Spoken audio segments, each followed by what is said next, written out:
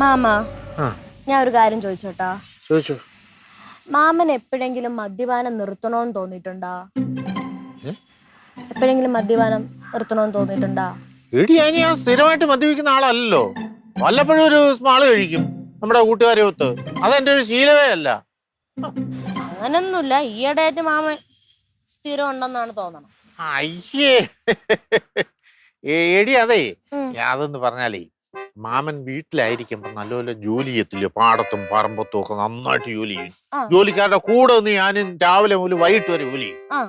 എന്നിട്ട് വൈകിട്ടാകുമ്പോ അതിന്റെ ആ ക്ഷീണത്തിന് ജോലിക്കാരെല്ലാം കൂടെ ചേർന്ന് ഇച്ചിരി കപ്പയൊക്കെ പുഴുങ്ങി ഇച്ചിരി മുളയമ്മന്തിയൊക്കെ ഉടച്ച് അതിനൊരു സ്മാളും കൊടുക്കുക എല്ലാവരുടെ കൂടി ഇരുന്ന് കഴിക്കും. അപ്പൊ ഞാനൂടെ കൂടും. ഞാൻ അങ്ങനെ ജോലിക്കാരനോ മുതലാളിന്നോ ഉള്ള ഒരു വ്യത്യാസമൊന്നും ഞാൻ കാണിക്കത്തില്ല. അങ്ങനെ വല്ലപ്പോഴും ഒക്കെ ഇച്ചിരി കഴിക്കും, അത്രേ ഉള്ളു കാര്യം. അതെ അതെ, വല്ലപ്പോഴും ഇങ്ങനെ മോളെ, വല്ലപ്പോഴും അല്ലേ എന്റെ മണിക്കൂട്ടാ. ഞാൻ അറിയുന്നുണ്ട് അച്ഛൻ അറിയാതെ ആ തൊടിയിലും ആ പാടത്തും ഒക്കെ ഇരുന്ന് മണിക്കൂട്ട സ്ഥിരമായിട്ട് മദ്യപിക്കുന്ന കാര്യം. അല്ല അതല്ലേ, ആകെപ്പാടെ ഒരു 3-4 തവണ തൊടിയിലിരുന്ന് മദ്യപിച്ചു കാണും. അല്ല, ആറ്റിങ്കരയിൽ ഞാൻ മണിക്കൂട്ടിരുന്ന് പറയും ചെയ്ത് ആറ്റിങ്കരയിലൊക്കെ ഇരുന്ന് മദ്യപിക്കുന്ന കാര്യം. അയ്യേ, അത് 2 തവണ കഴിച്ചിട്ടുള്ളല്ലേ ആറ്റിങ്കര ഇരുന്ന് കഴിച്ചത്. മണിക്കൂട്ട ആറ്റിങ്കരയെന്നല്ല, എല്ലായിടത്തും മണിക്കൂട്ട പറമ്പ് ഇഷ്ടംപോലെ കിടക്കല്ലേ, ഏക്കർ കണക്കിന്. അവിടെയൊക്കെ ഇരുന്ന് ഇങ്ങനെ കൂടുതലൊക്കെ അറിയുന്നുണ്ട്. ഞാൻ അറിയുന്നുണ്ട്, ഇത് ഞാൻ ഇവിടെ പറഞ്ഞിട്ടുമുണ്ട്. പിന്നെ ഇതിനൊക്കെ ഓരോ ന്യായീകരണങ്ങളുണ്ട്. എന്താന്നാ, ക്ഷീണം, പണി ചെയ്ത് തളർന്നു വന്ന്, സങ്കടം വന്നു, സന്തോഷം വന്ന് തുടങ്ങും ലേശം, പിന്നെ അവസാനം കുടിച്ച് അലമ്പ. ഞാനോ? അല്ല, എല്ലാവരുടെ കാര്യവും തന്നെ എല്ലാവരുടെ കാര്യവും ഞാൻ പറഞ്ഞത്, മണിക്കൂട്ടിനെ മാത്രമല്ല. കുടിയന്മാരെല്ലാരും ഇങ്ങനെ തന്നെ. അളിയൻ അങ്ങനെ കുടിയന്മാരെ അങ്ങനെ താഴ്ത്തി കിട്ടിയൊന്നും വേണ്ട. പിന്നെ അതെ, ഈ കുടിയന്മാരുടെ കാശ് കൊണ്ടാ സർക്കാർ പലതും, എല്ലാ സർക്കാരും നിലനിന്ന് പോകുന്നത്. അളിയൻ ശ്രദ്ധിച്ചിട്ടുണ്ടോ അളിയ? എല്ലായിടും ബേളമാണെങ്കിലും ബിറേസിന്റെ മുമ്പിലെ ക്യൂവിൽ എന്തെങ്കിലും ബേളമുണ്ടോ? എന്തൊരു ഒത്തൊരുമയാ. അത് വേണ്ട അളിയ, ഇങ്ങോട്ട് പോയി. അതെ, ഈ എന്തെല്ലാം സാധനങ്ങൾക്ക് വില ഇവിടെ കൂടി.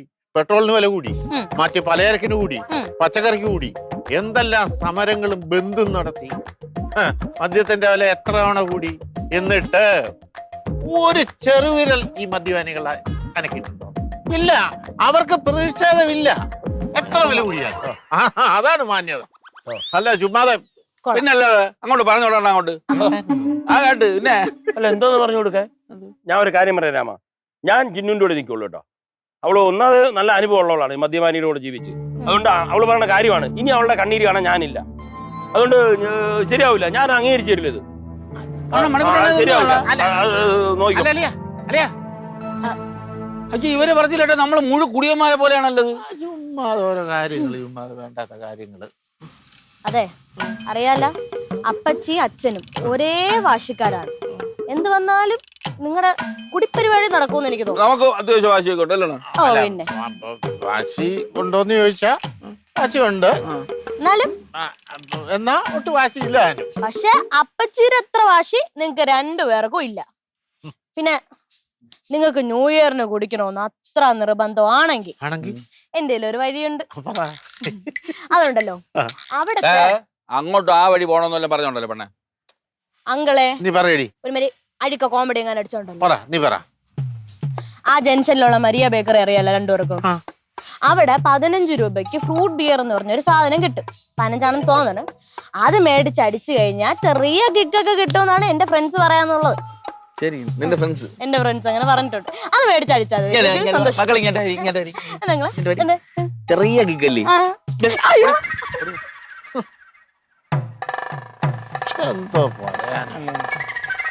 അണ്ണാ, ഈ ചിന്നു പറഞ്ഞ കാര്യമൊക്കെ തന്നെ മനസ്സിലായി. പക്ഷെ എന്നും പറഞ്ഞാൽ നമ്മളെ രീതികളൊക്കെ പെട്ടെന്ന് മാറ്റാൻ പറ്റുമോ? ഞാൻ കണ്ട മരുഭൂമിയിലൊക്കെ പോയി ജോലി ചെയ്തിട്ട് കിടന്ന് ബുദ്ധിമുട്ടിയിട്ട് അവസാനം കൂട്ടുകാരന്മാരെന്ന് അവന്മാര് ഭാര്യയും കൊച്ചുമായിട്ട് അവന്മാരെ അങ്ങ് പോകും. പിന്നെ നമ്മൾ ഒറ്റയ്ക്ക് ഇരിക്കുമ്പോഴേ ജോലി ക്ഷീണം മാറ്റാനായിട്ട് 2 പേർക്ക് അടിക്കണം. അതടിക്കണം, അത് വല്ലപ്പോഴും അടിക്കണം, എന്നാലും നമ്മുടെ ക്ഷീണം മാറും. അതാണ്, അതങ്ങ് പെട്ടെന്ന് വിട്ടുകളയാൻ പറ്റും. ആ ശീലം പറ്റത്തില്ല. അത് പറഞ്ഞ ആർക്കും മനസ്സിലാവേയില്ല. കണ്ടില്ല എടാ, ഈ ചിന്നുവിനെ സംബന്ധിച്ചിടത്തോളം അവളൊരു പിടിവാശിക്കാരിയാ. അത് പണ്ട് മുതലേ പിടിവാശിക്കാരിയാ. ഇപ്പൊ ഉള്ളിലൊന്നുമില്ലെന്നു കൊച്ചു പിള്ളേരെ സ്വഭാവ എന്ന് വെച്ചാലേ ജീവിതത്തിൽ ഇതുവരെ ഒരു സന്തോഷമോ കാര്യങ്ങളോ അനുഭവിച്ചിട്ടില്ലല്ലോ. അപ്പൊ അതുകൊണ്ട് എല്ലാം പേടിയായിരിക്കും. മദ്യപാനം എന്നൊക്കെ പറഞ്ഞു കഴിഞ്ഞാൽ ഭയങ്കര പേടിയാ. അതുകൊണ്ടായിരിക്കും അവളെ. അപ്പൊ എന്റെ ബെറ്റ് ഒക്കെ പോട്ട്. അല്ലല്ല, ബെറ്റ് നീ ജയിക്കും. ബെറ്റ് നീ ജയിക്കും, അല്ലെങ്കിൽ നിന്നെ ഞാൻ ജയിപ്പിക്കും. അതിനുള്ള വഴി അണ്ണൻ പറ. അല്ല, അതിനൊരു വഴി ഉണ്ട്. ചിരിയും മൊഴിയും ചേരും തട്ടുപൊളിപ്പൻ കൂടാണേ. എന്നിഷ്ടം നിന്നിഷ്ടം ഒത്താലോ തന്നിഷ്ടം പിടിപലി കളി ചിരിപൂരം മുരളയ്ക്കു പേര്.